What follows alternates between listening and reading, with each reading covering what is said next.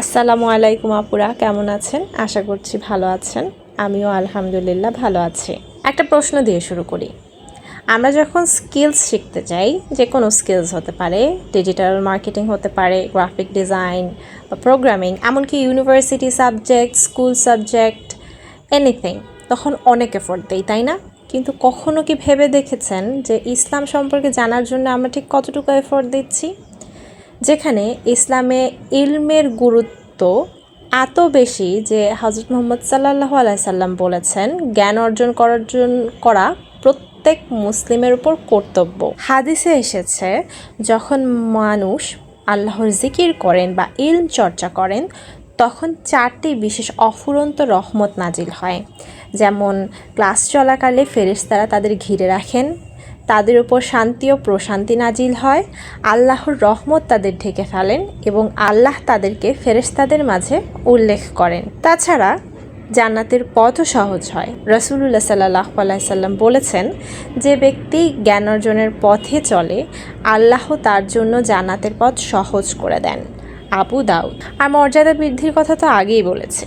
আল্লাহ তাআলা জ্ঞানীদের মর্যাদা অনেক গুণ বাড়িয়ে দেন। পবিত্র কোরআনেও বলা হয়েছে, যারা জানে আর যারা জানে না তারা কি সমান? সূরা আজ-জুমার 9। আর ফেরেশতাদের ভালোবাসার কথা কি বলবো? জ্ঞান অর্জনকারীদের সম্মানে ফেরেশতারা তাদের ডানা বিছিয়ে দেন। আর সব থেকে ভয়াবহ বিষয় হচ্ছে যে ইলম ছাড়া আমল করা রিস্কি। কারণ ইলম ছাড়া ইবাদত করা বা আমল করতে গেলে লাভের চেয়ে ক্ষতির আশঙ্কা অনেক বেশি থাকে, কারণ সহি আমলের জন্য সঠিক জ্ঞান অপরিহার্য। আর ইলম অর্জন আমাদের শ্রেষ্ঠ ইবাদতের মধ্যে একটি। রাসূলুল্লাহ সাল্লাল্লাহু আলাইহি সাল্লাম বলেছেন, আল্লাহ যার মঙ্গল চান তাকে দ্বীনের সঠিক জ্ঞান দান করেন। বুখারী। রাসূলুল্লাহ সাল্লাল্লাহু আলাইহি সাল্লাম আমাদেরকে আরও বলেছেন যে দোজখের শাস্তি থেকে নাজাত লাভকারী মানুষ দেখতে চায়, সে যেন আল্লাহ তাআলার দ্বীনের ইলম অন্বেষণকারীদের দিকে দৃষ্টিপাত করে। তিনি হলফ করে বলেন, কোনো আমলের দরজা যখন কোনো জ্ঞান অন্বেষণকারীর জ্ঞান অর্জনের জন্য যায়, তখন তার প্রত্যেক পদক্ষেপের বিনিময়ে 1 বছরের ইবাদতের সওয়াব লেখা হয়। জান্নাতে তার জন্য একটি শহর তৈরি করা হয়।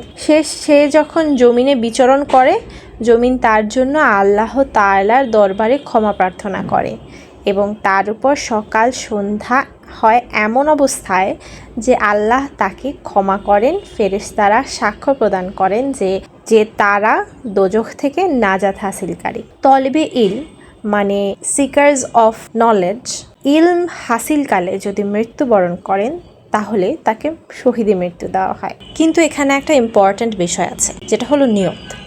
একই ইলম দুজন মানুষ অর্জন করতে পারে। একজন শিখছে আল্লাহর সন্তুষ্টির জন্য, নিজের আমল ঠিক করার জন্য। অন্যজন শিখছে মানুষের প্রশংসা পাওয়ার জন্য, নিজেকে বড় দেখানোর জন্য। বাইরে থেকে দুজনের কাজ একই মনে হলেও আল্লাহর কাছে তাদের মূল্য এক নয়। তাই ইলম অর্জনের জার্নি শুরু করার আগে নিজেকে প্রশ্ন করা দরকার, আমি কেন শিখছি?